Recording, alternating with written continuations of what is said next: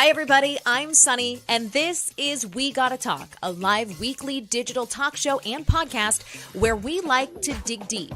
Real talk, big topics. Now, let's dig in.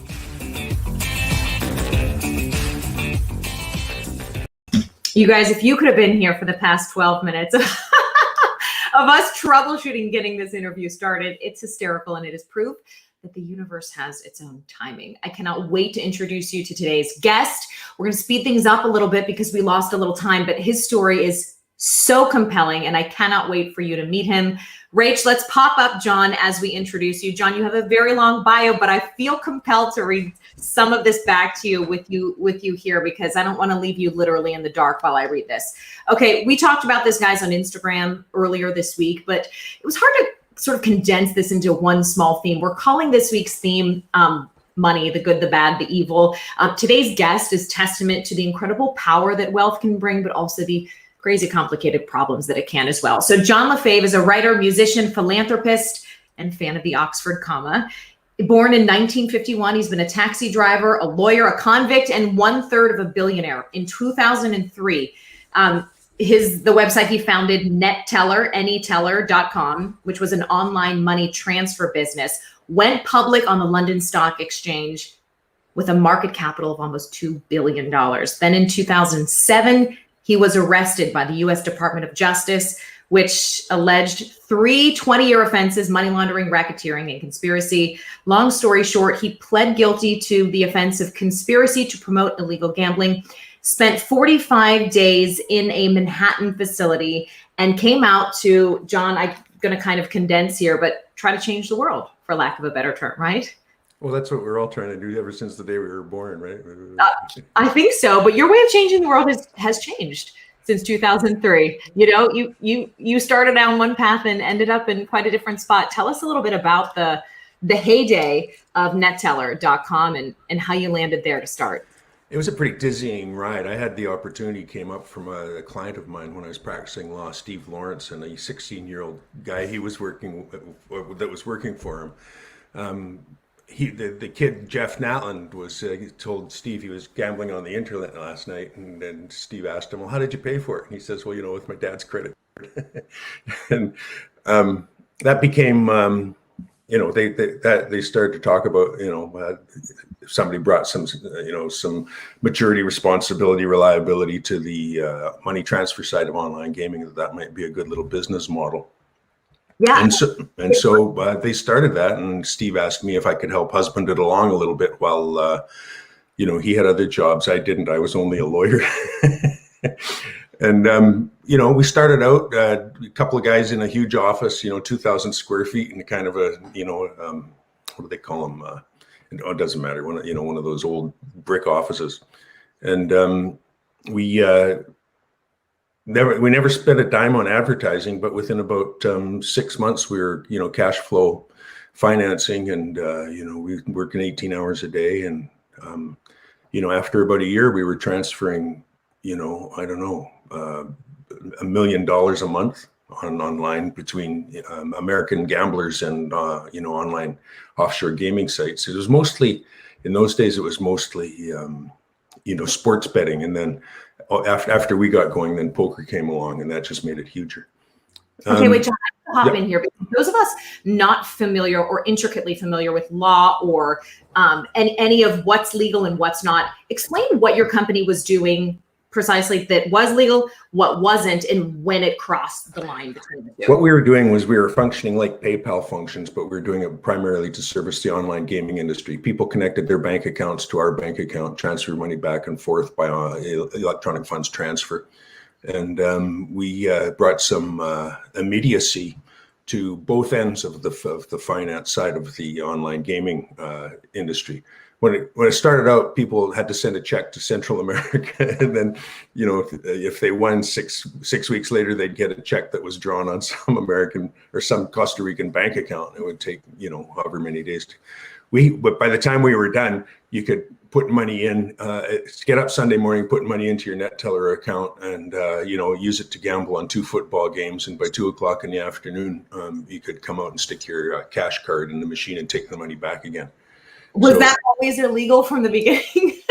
Well, I don't know if any of that part was illegal. The part that was alleged to be illegal was supporting online gaming. Then most of the states, United States, gambling is illegal unless you're the government, right? The two end states, Nevada and New Jersey, license out gambling. So it was some people think that we were busted primarily for interfering with the the hotel lobby.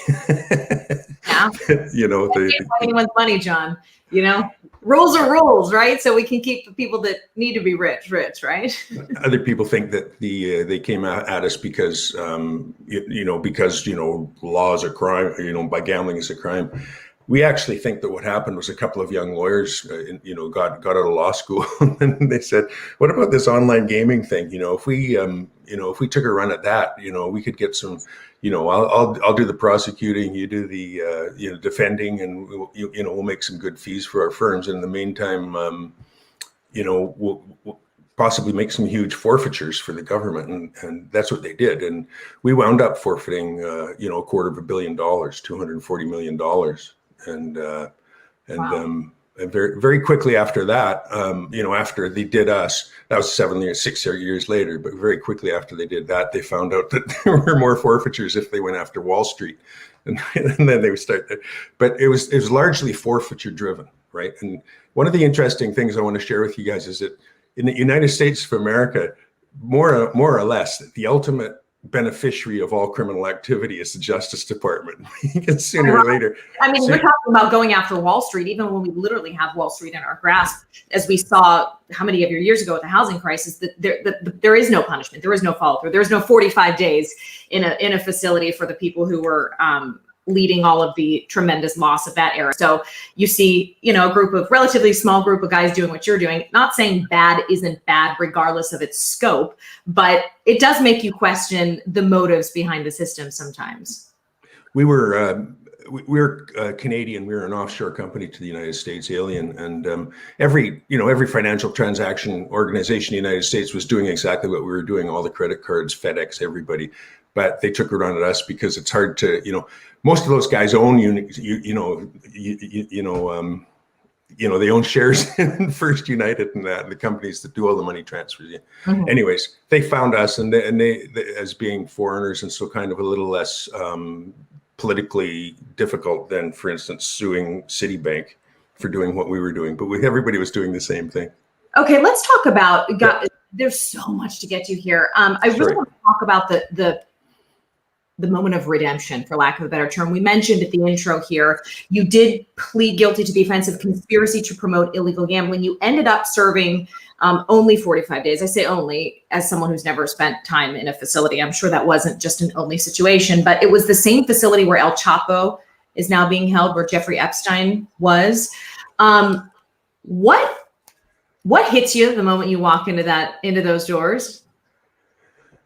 Well, that was a hell of an experience. I wasn't my first time to the rodeo. I was busted when I was 17 for selling LSD to police that were dressed up like hippies. That was in 1969. And so I had cut my teeth on that already, but I'd repented myself of all of that, and then, gone to law school and everything else. And then I finally wound up in this position. But, really for me, it was just a wonderful experience. I was shaken up pretty badly. My daughter was in the courtroom and they made me take off my shoelaces and my belt and pass them to my wife in case I was going to hang myself over a 45-day beef. But how old was she at that time, John, if I could just hop in and ask, because that's something I hadn't considered, was an older child or family witnessing this. Oh, she was an adult. She was 30 at the time. But still, okay.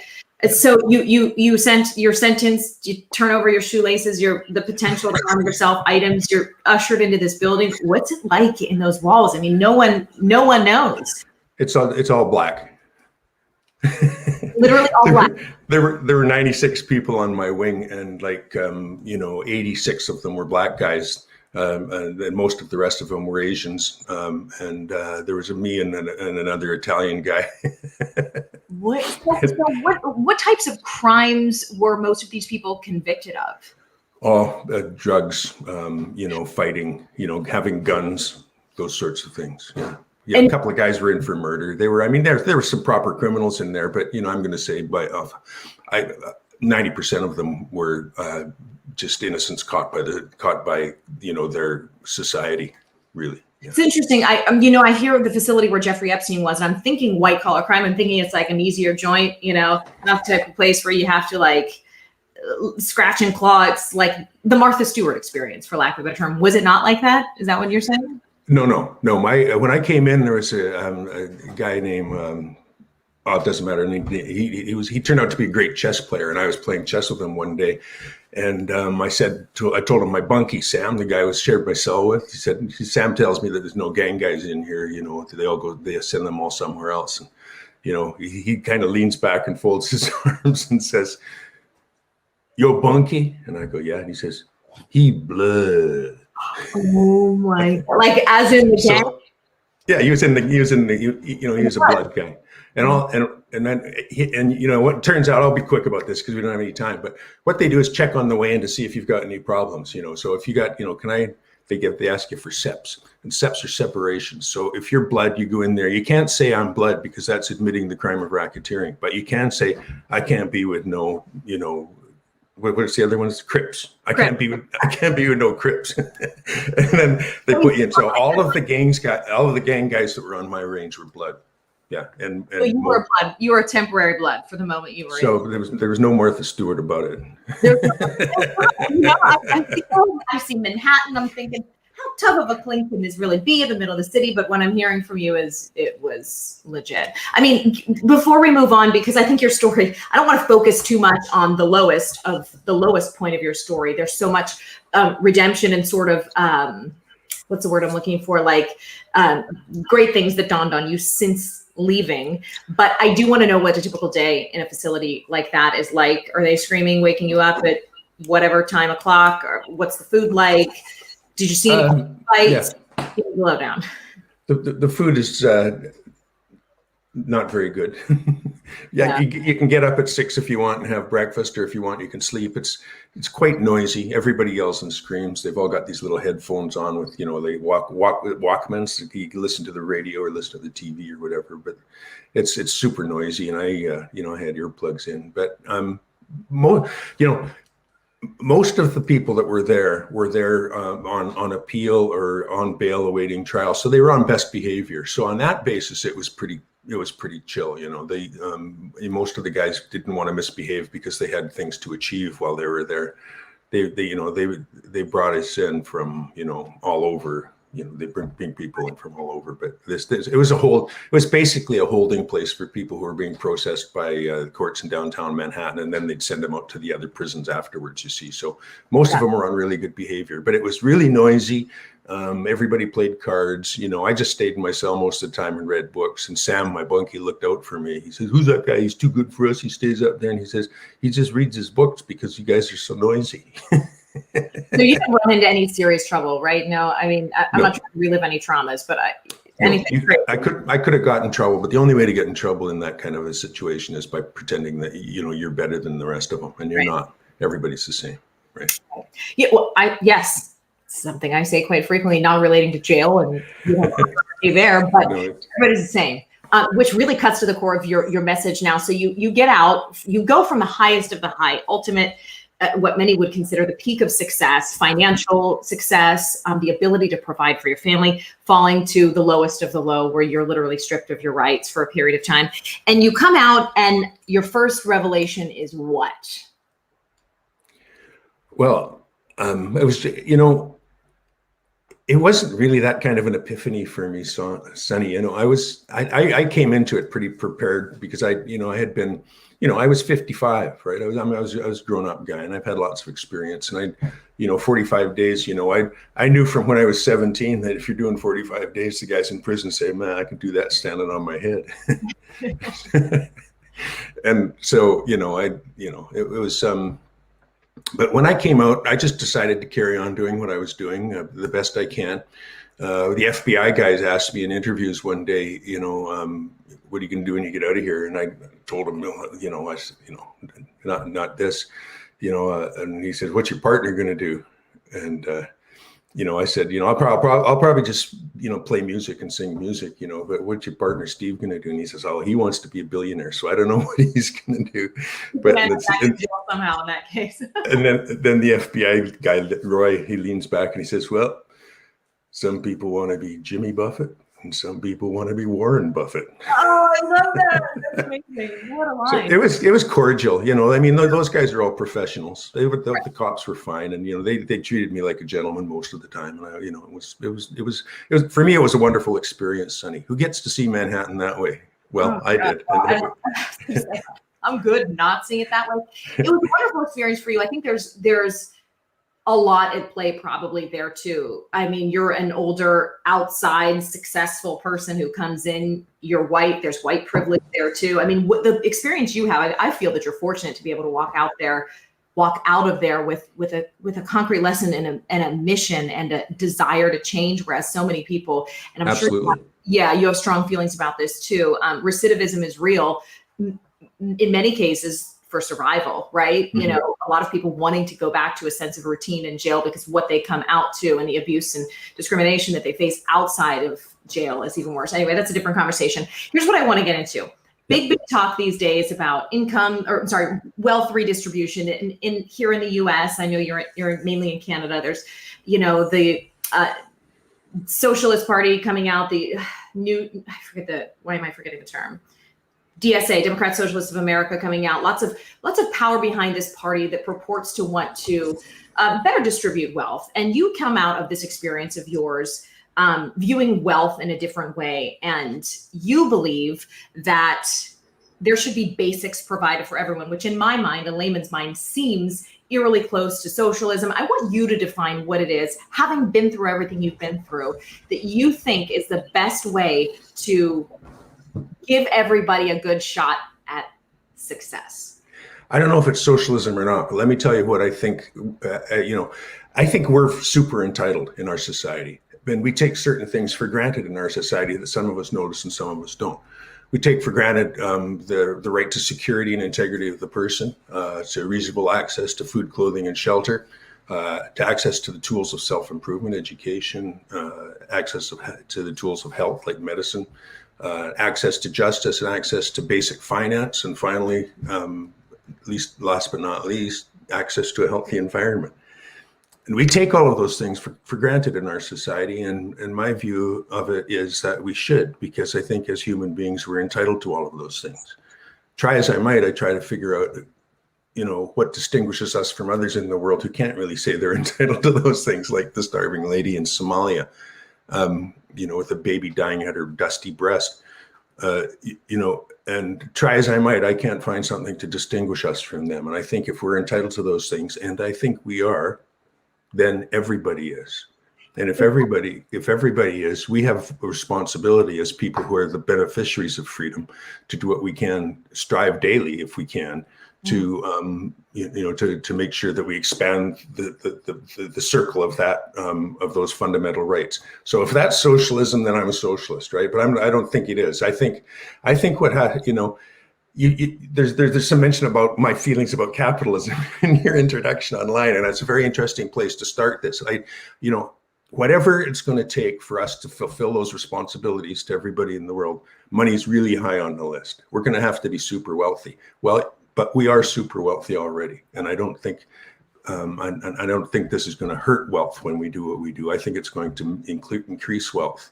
Why do you work so much with it then? And I'm speaking strictly to the United States right now. It's not a lack of wealth. It's certainly not a lack of reach of government. I mean, there's a position for everything these days. I think where Americans begin to feel frustrated, and this is where I really am going to value your experience as a private business owner. What every American begins to think is, yes, we're willing to give more, but if the government is going to take 75% of, this is just a number I'm throwing out there, of each dollar that I give, and it's going to go to shit, essentially, like to, management, and not to where it's supposed to go, right? Then what are we doing? There has to be a way, and that's on us. What your better way is it a streamlining of the government process? What can we do to get the money where it would actually be impactful? We have it's on us in the sense that we're sending those guys to Washington or to the state. We're the electorate. When we stay home and when we say we'd rather go mountain biking than go vote, now we're learning the lessons of what happens when you do that, right? Apathetic, yes. And so I think what we don't. I think all we need to do, let me say this: constitutional democracy has created the strongest tools ever invented by our species to control the selfish wealthy. Those tools are the powers to tax and to regulate. And, when we have elections, the selfish wealthy and the minions who make money off of them always show up. They always come out and vote. And those 30% come out and vote all the time. They know what's at stake. What's at stake is control of the powers to tax and to regulate. If we all showed up and voted and got the proper people elected, we would take full advantage of those the levers of power over the powers to tax and regulate, and apply them appropriately. When rich guys start whining, well, you mentioned 75% tax. I mean, if that were the case, it's not the case. Of every dollar we spend in taxes, like a ratio of what we're spending goes toward. Not toward. That's what I was yes, of course. No, that would be awful. No, I'm saying, I think what happens in the dialogue here, as you know, right around election time, always becomes these sort of quaint little idioms that we try to ask kids. Okay, so I'm going to give you $2, but you have to give $1 to Mary standing next to you. Why? Just because the government? I don't think that's a good representation of what taxes represent, and therefore we end up really distorting the whole experience of what that money should really go toward helping. But it's such a weird experience being an American right now, because if you're pro the programs that you're out supporting, you're a socialist. If you're anti, you're a rich asshole. Yeah. And there is no middle ground these days, which has become a frustrating point for many of us who live in the middle to try to come up with answers, because it always seems like the microphone is being passed to those two ends of the spectrum. Yeah. And that's partly you guys, the media, right? Because you guys want to get eyeballs, right? And the way you get that is by being controversial, right? And the more stir the pot, right? In traditional media. Now, this show, and we're very deliberate about on this podcast, bringing on people who provoke people to think in different ways. But I'm very moderate in pretty much every way possible. But you're right. I mean, the media stokes those flames. However, and this is another separate conversation, I don't think we can, for very much longer, pass the responsibility of intelligence and critical thinking off to Facebook and the media. Listen, you're an individual. You need to know that when you turn on the news after 7 p.m., Tucker Carlson is not giving you news. He's giving you opinion. You need to assume, not you personally, but the person needs to assume responsibility for understanding what they're consuming. There's this big drive to take down Facebook. I get it. Facebook sucks sometimes. However, what you need to do is train your brain to understand that when you scroll through things, it's not news, or, the critical mind has gone, which is the problem. And we can continue to try to regulate media, regulate social media, regulate all these outlets. And unless it comes back to the individual responsibility of processing what you're consuming, I feel like it's all for naught. And it's more money spent trying to censor these views that might help people understand things better. The most important thing to promote is discernment in the audience. And we educate people and teach them to be discerning about their information bases. But I want to say there is no shortage of wealth in the world and in America. And to do the things that I propose, just to do them in America, for instance, for sure, Elizabeth Warren's proposed wealth tax is way more than enough to do the job that I'm trying to talk about. Whatever it's going to cost to do in the world, it's not going to cost what military costs. And one of the most beautiful things about helping people, generosity, is that when we behave in a generous spirit, people don't bust our balls. When we help develop people, they take the lesson that we show them and they pass it on, and they help develop other people too. We've worried about in our society for so long about, growth. If we don't have growth, our economy is going to stagnate and we won't get anywhere. Well, 80% of the people on the planet don't have the things that we take for granted every day. And if we brought them to them, those people would become more, productive. Yeah. When they become productive, they create more wealth. The more wealth they create, the more wealth there is in total. More people watching the Netflix, more people making selling cartoons, whatever they do. And, wealth is basically infinite. And, after we develop the human resources in those other 80% on the planet, then start whining to me about growth. In the meantime, just give it a try, you guys, and you're going to get rich, super rich. Because, let me tell you this.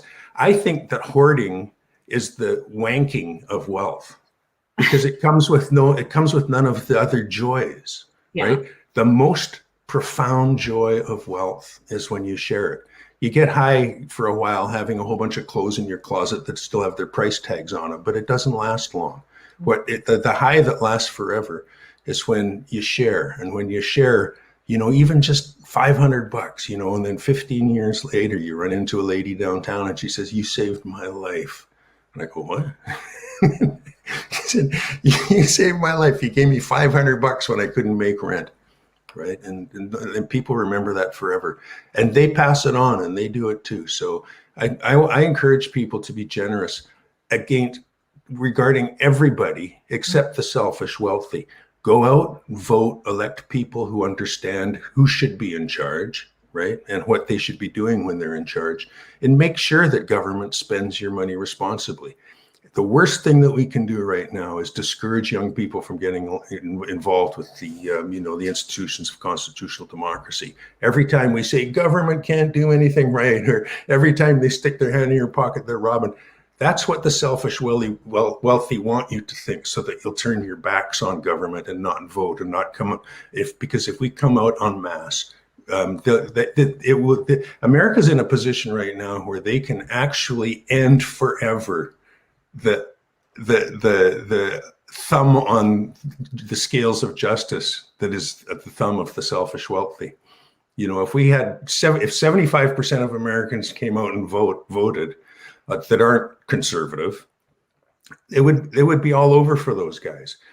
The reason that the proof that they fear the powers to tax and the powers to regulate is the extent to which they'll go to try to control them. And one of the things they do to try to control them is dissuade us from being involved in the constitutional process. When every time we go out and vote, those guys quake because they see us coming, and we're really, really close to being able to take it all back. And we aren't going to be sticking our hands in your pockets, but we are going to be sticking your hands in the pockets of people like me. And you can have not 2% of my money over $50 million. You can have 20% of it. I don't care, because I know what's going to happen when we use that money properly. When we use that money properly to develop the human resources and everybody's treated fairly. Why do you think people hate the government? It's because the government doesn't treat them fairly. Treat people fairly and see what happens. I mean, it seems like a big ask. I don't think any person with a soul would be opposed to giving more, knowing it was going to the right place. But when we see it going to lobbyists or to, like I said, line the pockets of people that it wasn't intended for, it becomes a really frustrating catch-22. I want to ask you, John, specifically, what does an equitable, and I'm using that term kind of loosely, what does an equitable society look like to you based on your experience in the arena of the massively wealthy down to the bottom of the bottom? What does an equitable world look like, and who is getting what, and how does that look different from how it looks right now? I think if we did something like Elizabeth Warren proposed, for a wealth tax, we would have daycare for everybody, elder care for everybody, health care for everybody, post-secondary education for everybody, same quality of education for everybody. Give everybody the tools that they have to look after themselves. Give everybody the tools that we have to look after ourselves. And this world will be a much more beautiful place. Adam Smith was right when he said, quaintly, he called people men, but he said he thought men were basically good. And that if you turned men free, if you turned people free, the good ones would look after the ones who were less fortunate, and there would be so many more of the good ones than the not good ones. That was a very, very generous estimation of human spirit, of human nature. We've changed in America now. It's partly because of corporations, because corporations are neither good nor bad. They're kind of neutral, but they certainly don't do ethics. But, we've changed in America now to where, when America was formed, we thought that, people were good. Now we think that if you give people $400 for COVID, you're going to turn them into bums. That's not that generous estimation of human nature. I agree. I'm like you. I want to, and I do often see the best in people. And I pass a homeless person giving them money, knowing full well it might not go to, it doesn't matter what I want them to spend it on. It's the gift is in the giving. I'm with you on that. But the problem is, and I think, I know this from speaking to multiple people who have been in the workforce since COVID, has slowed things down. Yes, people may not take that $400 and spend it in the way that people think is the right way, whatever. But it is impacting the job economy, or impacting the economy in ways that people aren't looking for work now, and that it's further stagnating things. So the frustration is, I'm sure, for policymakers, when to give, when to stop, to promote people getting back and seeking out jobs that will eventually keep the engine turning, and how to know what's what. I think. Hey, wait a minute, though. Wait a minute. You can't, I can't let you get past that. People aren't going back to work, not because they're getting free handouts. People are not going back to work because it's dangerous out there and they get sick. Well, we're in Florida. In Canada, we gave everybody $2,000 a month. Everybody got $2,000 a month in COVID. And, people are going back to work in Canada. There's no going back to work problem. They're going back to work in Canada because it's not unhealthy to go back to work in Canada. It's not, well, we're in Florida, and, I obviously cannot speak anything but anecdotally. It's not unhealthy. It's not proving to be overly unhealthy, more so than it was when the vaccine first came out, right? We're seeing a relatively, people aren't going back home from work is what I'm saying. They're back in person in Florida, and the rate of that has not slowed. So whether or not the threat is real, which it is, people are responding in the same way. They're going back to work. We have butts and chairs in Florida. I know that Florida is different from much of the rest of the country. But my question is, how do you know when to stop the handout? How do you know when the handout ends up doing more damage? For example, when you're giving your child an allowance and they're not motivated to seek, it's a crude analogy, but work with me. They're not motivated to go get a job at 15 because they're getting $50 from mom every week. There is a line that it has to stop. And I'm curious when you think it's appropriate. Well, I think giving people money because they can't work because of COVID is extraordinary, and that's a good thing to do. Keep people afloat so that they're all hands on deck when it's time to go back to work. I think that's a smart thing to do. When your kid decides that they're entitled to allowance and they don't have to work, that's time to cut off their allowance.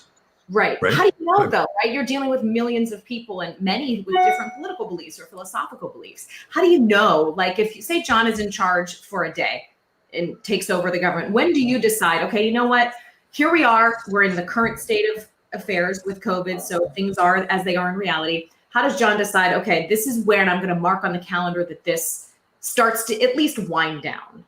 I feel very strongly that 90% of people, when you give them money, are going to do the best they can for themselves and their family with it. And 10% of people are going to screw you for it.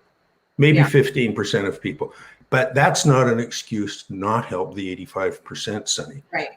We are not absolved of our responsibility to the 85% because we're going to be beaten by 15%. That's just an excuse to not help the 85%. Right. That's true. I believe in the good in people, but I think what people have experienced this past year has really disenchanted a lot of people. Don't forget, the things that I'm promoting to are not giving money away. The things that I'm promoting are giving people the basics, right? Right. Giving people help. Explain the basics for us too, because I know you have that in your bio, but I'd like you to explain that to the audience. Well, I think everybody's entitled to, access to food, clothing, and shelter, or reasonable access to food, clothing, and shelter, and, to the tools of self-improvement and health and finance and justice. And that, that you're not giving people money when you develop those things. What you're doing is you are making those institutions bigger because takes more people to pass out the wealth and the education and the health, right? But what you're doing is you're giving people the tools that you and I and 90% of the world take and do better by ourselves with them, right? And so we just please, Sonny, I just think we have to stop assuming people are going to be bad, but with these things, take it for granted that some of them are going to beat us, and take it for granted that if you treat people with respect, they're going to act with integrity. Do you see things turning around for the better and us getting into it, whether it's electing the proper set of, officials, government officials, or people's individual minds changing? Do you see progress toward a more equitable society in America? Well, America's going slowly that way. Upward or downward? I think upward. These things are incremental, but they can't be incremental for too much longer, because pretty soon it will be catastrophe if we continue to think that the incrementalism is going to work. But right. We have now Joe Biden proposing stuff and getting it passed that, for instance, if Bernie Sanders was promoting it, would never pass. How did that happen? Well, because the ideas are actually good ideas, right? And I think, I think 10 years ago, to think that the kinds of things that, that Bernie Sanders was promoting were going to be mainstream was a radical idea. And today it's reality, right? So there is progress happening, and we have to embrace it and just make sure it's managed responsibly. Mostly what I mean by that is make sure that rich guys don't take advantage unto themselves. When Charles Koch was brought on the carpet for, dumping millions of tons of mercury into Love Canal and everywhere else, and then they made him pay, $900 million fine or something like that, his quote on the way out of court was, "And I thought we lived in a free country." Oh, geez. Well, That's where we need to police. That's where we need to police, right? I'm sure there are good, insanely wealthy people too. Hopefully he's in the minority. I don't know. I've never been insanely wealthy, but I'd also like to think that people with access to that kind of capital and influence would be dedicating a big portion, like you have, of that to giving and charity and sort of making things more equitable. I mean, I hope that's the case, but I don't know. Here's a great question. Did money change you? I know you landed where you landed, which is in a good spot now, but when you were at the height of all that before the takedown, did it make you act in different ways? I think people who aren't in that experience look at it almost like an animal in a zoo, thinking, oh God, what happens to these people when they get crazy rich? Do they lose their humanity somehow? It helped, but not immediately. Immediately, it exacerbated everything. I was ridiculously generous, and I was also ridiculously an asshole by, pushing people around and, all of the sorts of, you don't notice it, but, when you're in a private jet, you just sort of, you do what you want, sort of, right? I can do anything I want, can't I? Well, you can if you're an asshole, What money did do for me was gave me the opportunity to actually be as generous as I used to tell people that we should be. It gave me an opportunity to put the money where my mouth is, and I found the results of it were just astonishingly rewarding. The organizations that I benefited were so grateful and got such wonderful things going. In part with my help, and the individuals that I help they think of me as a saint, and I try to disabuse them of it by being more myself. I've done saintly things. I wrote it all in my book, but I'm going to spend the rest of my life trying to live up to the things I wrote in my book. That's the difference. I love that. Okay. Oh, I want to keep going. I do have to ask you this though. I do want to ask, let me clarify this before the question comes out. Are you a resident of Canada or the US right now? And where do you pay taxes? I pay taxes in Canada. I live on the west coast of Canada on an island called Salt Spring Island. It's about 50 miles from Vancouver out in the ocean. Oh, gorgeous part of the world, Vancouver. Yeah. Stunning and peaceful. Okay. Oh, I wish I would have dug into this a little bit sooner. Anyhow, what does capitalism get wrong in your opinion? Because I think when people look at the monolith that is Western society, they kind of look at you guys in Canada and they're like, oh, that's like America light, right? But it's so different. As an outsider and witnessing our politics, witnessing the changes over the past several years and knowing what you know about how money changes things, what does capitalism in your mind get right and what does it get wrong? Capitalism gets everything right. The only thing that's wrong is our failure to regulate it properly. Free enterprise, not free enterprise, regulated enterprise, but free ownership of the means of production is for sure the way to develop everything the best, the quickest for everybody. What we need to do, though, is understand the response. Capitalism is a freedom. Freedoms come with responsibility.